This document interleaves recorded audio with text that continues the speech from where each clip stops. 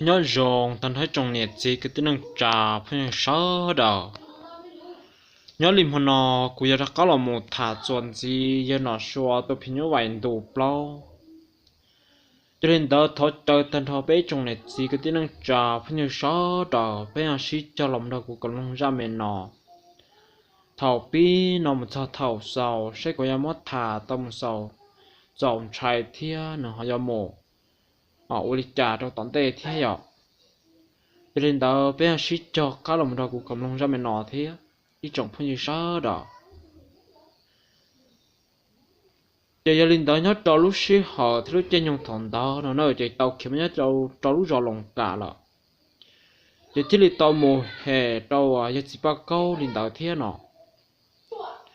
giờ nhớ cho lúc sĩ họ thằng đó chơi giờ nó nhớ cho lúc ròn ra chỉ mua trong tại rồi đi mà nhớ cho lúc xế họ thầu anh nhua thì như vậy nó một nhó nó chỉ là tức kia lúc rồi về là nhớ cho lúc rồi đã hạ nó là chỉ là tức kia là nhớ cho lúc rồi đã hạ nó là nó chỉ như vậy giống nó mà giờ tu nâng của cú giờ lâu rồi thế giờ cú tới lúc này trả rồi giờ lúc này trả tự nhớ cho bố đã không khác giờ nhớ nó thế này mồm rõ tự thiên nên nó một say một yêu tự cầu sức mà nhớ trồng trả thì nhớ bố kia ra chết tên nhớ là do có chủng sai để mua tu sa tu nhiều tại sao nó đâu giờ nhớ cho lúc xưa thật đã chết giờ vật trong ít sim rồi lử thiê giờ mà giờ ấy tu năng hòa nhớ tuần năng tàu nữa nữa có một trò trên đại giờ vài giờ trẻ trẻ giờ năng tàu giờ đây bơ lù bể tê tỏ tê xứ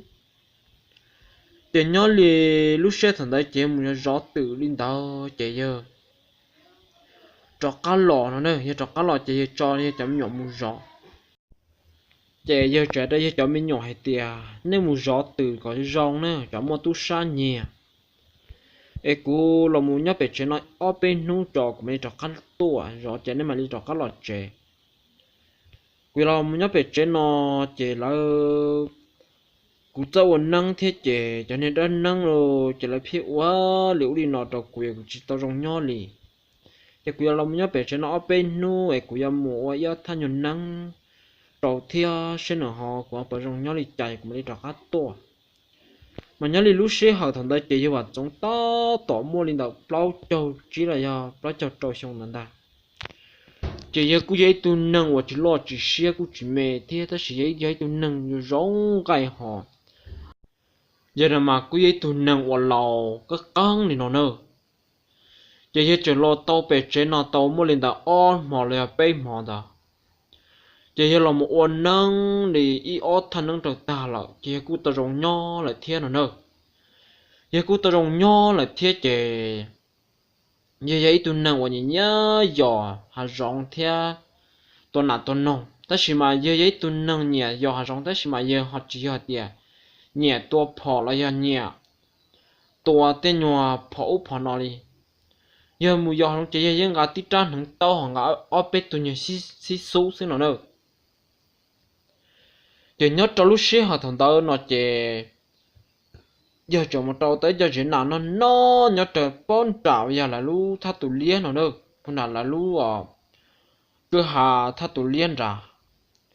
giờ trời một tua nó nữa giờ một cho trên ra nó chè giờ một giết ta chè giờ nhớ chảy mệt lìa trồng tu ruộng tại xứ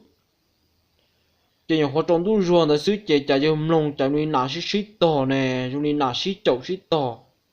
chỉ có gì chạy khi đâu trồng nọ thế nào nữa chỉ các tăng chỗ trồng nọ ô đi chả chỉ bỏ một nà họ tự li chỉ chừng xả tiền trên một non trên nà trông hàng đi nọ chỉ chừng thòng cầu tăng nhân thòng cầu nặng chỉ nhọc họ trồng tu kia chỉ đã tạo rong nhẹ tăng kia xứ chỉ nhớ cho họ hà rong chỉ tức cho trốn tu rồi mà nhớ trơn trả họ dùng một tuần ra nó chỉ hà rong nó lo tại rồi thế nào nữa hà rong thế tên cá dễ chỉ nó lo tại rồi tên này cá chuồn đã chỉ có một con gà tê kỳ mổ sứ tê khỏi có trở lại lì cá dễ mổ sứ nào nữa chỉ muốn trồng thế tại rồi chỉ nhớ trâu lúc xí hà thằng đó chỉ vô chợ bảy cá nó này chở muốn chi gì à giờ chở muốn cá gì chỗ chỗ nọ giờ chạy giờ các cá mình to nè hà chẳng trông thứ nó lại thiết tiền luôn chẳng trông nó lại tiền hết chị giờ chẳng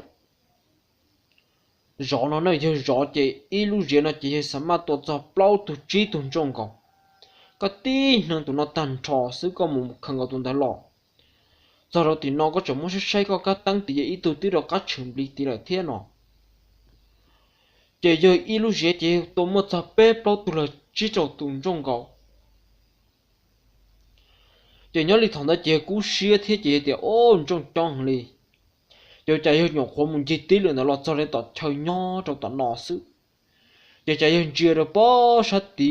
nè hả chạy chỉ lấy bỏ trong này giờ lấy từ từ tới tê trâu nó nữa trong này lấy từ tê tới tê trâu chỉ lò nó ra trong này đừng chia trong này lò chỉ mà lò trong này muốn một cái gì trong này đừng lò chỉ trong này đừng mà sai chờ lò trong này đừng chia chỉ nhớ tại đừng cho sát nhớ trên tại đừng chỉ chia trên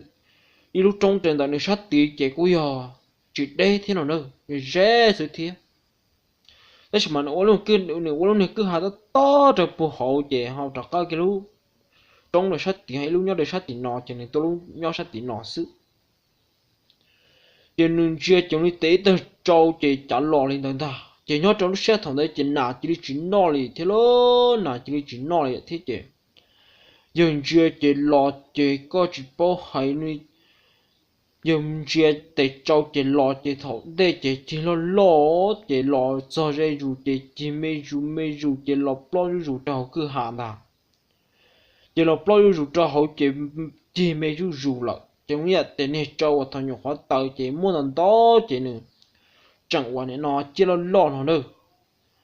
chỉ lo để dù chẳng đi để trâu tôi dù lại thế nào chỉ dân chỉ lo dù rồi đó chỉ dân xả rồi nhưng mà ấy tụi nâng vào lầu chỉ dân bao là thế chỉ xả thì ô giờ mua tụi sọt sang nó chỉ trả cho thằng một đi nọ mà nhớ đi tụi họ mà chỉ tụi giờ phim như vậy là xứng đà chỉ phim như vậy chuyện chơi giờ đã chịu chỉ phim như vậy chuyện chơi đan dầu là ó còn nó chỉ ít khó xứ mà phim như vậy nó mà này cũng quá tại trâu thế nó nữa giờ thầu này giờ hệ dù giờ này chỉ trốn bùa thế giờ này chỉ cho lo cho dù ổn định nó chỉ này tại trâu là linh đạo cho dù ta chỉ giờ xả ra chỉ giờ trai nó nữa giờ trai chỉ giờ không cầu giờ chọn nà chỉ muốn thì cái trâu nó thông chỉ giờ cho plot cho hậu chỉ giờ lò chỉ tứ lò trên đại giờ cú cao giờ tiệt tứ lò trừ trên là chọn châu kèo giờ nhận nó nhận dây tôi một trăm sáu giờ nó là giờ chỉ bù trên đại sứ chỉ nhớ đi thằng đó chỉ giờ trai hùng lô chỉ giờ thiết lý giờ bao lại chỉ giờ tua tăng nhớ tư giờ chỉ có tăng chỉ vô đi trả đi rồi chỉ giờ một bên lúc bao giờ就rong trên đó chỉ giờ trả lúc ta không lòng sâu sẽ nhớ lòng một đi trả chỉ giờ trả lúc ta không một sai chỉ dùng đến tàu cái to cái lọ nó đâu thầu lọ plot thiên thì cái bao giờ là chỉ lấy tiền này trâu chỉ lo mà chi vào vùng ta chỉ lấy trả chi vào vùng đó trong nó chẳng trả vùng đó trong nó lọ thế nào đâu chỉ nhưng mà giống chuyên chỉ lọ chỉ do lọ chịu trên này lúc bao giờ chỉ giờ lọ chịu trên này lúc bao giờ chỉ tiền này trâu chỉ trả thua trên tàu số chỉ lấy tua kia trên tàu lọ chỉ giờ tua tăng chỉ nhớ tư dự sứ giờ nhưng mà bao tầng chỉ nhớ tư dự sứ chỉ uli cha giờ để nó trở nhỏ lên tàu sứ nó hả cha chỉ lên nhỏ bao đấy tung khá to bây giờ nó cậu bé tuôn ta chỉ hiện trực ô lọt đâu bé lớn ta lô chỉ sáng rồi lên nó chỉ thì nhớ tư dự sứ giờ nhớ tư giờ dùng chỉ tha này chỉ nên chỉ tha dùng chỉ hiện nhiều khó sáng rồi lên tàu sứ chỉ chỉ hiện chưa là chỉ ít tu chỉ cho cá tàu trâu lọt đâu thế nào đâu tàu trâu lọt chỉ tụi đấy lọt chỉ dùng đi lọt xong chính đông lọt sứ nó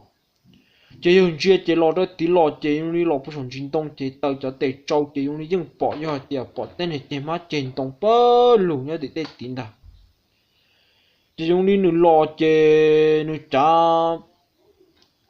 lo chỉ dùng chia chỉ chả một khỏi dài dàn đỏ thế nào đâu mà nhớ lịch như vậy nó mà nhớ ít tu năng ủa hi hua lo hẳn đi chỉ nửa ủa đi trả những tàu đi chỉ nhớ lịch tuần đó chỉ bỏ khá khá chỉ ủa cho ủa lịch tàu chỉ ủa tu năng chỉ ít nhật chỉ là ủa lịch trả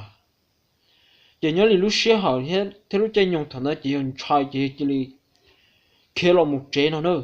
dùng chính chế tuần đó là một lo chỉ kia là một chế chỉ vào trong là cho chế chỉ vào trong chế thả khi đó lão chỉ lấy chỉ lấy tụi tôi là tụi chuyện chân đi nó nữa chỉ lấy thiết li tao ôm mỏ li tao can đó chỉ lấy thiết cho cá một tua giờ lú rìa chỉ một tua giờ lú rìa chỉ uli chỉ lấy nhục không một cho chỉ lấy tua chỉ nhục không trồng tu kia sự chỉ trả chỉ li lần chia chỉ li bỏ tay trâu li vò lọ nó nữa tay trâu chỉ cho o lần lọ xứ nhưng lý lần trả tới tay trâu lọn đó áo thun đó mà thống đây chỉ là tay trâu hệ năng linh đó chỉ bao giờ chơi chỉ bao giờ chỉ kilo một chế ta là thế chỉ nhớ li tao li áo li sang tao can gì đó nó chỉ li lọ nhớ trong đó chỉ lọ hệ năng lọ hệ tụ nó li chỉ từ lọ hệ tụ nó chỉ nhớ trâu xong ớt xia cậu plau đó giờ là mà đi lo một thâu cho nhiều kẹo ya cho nhiều cái lọt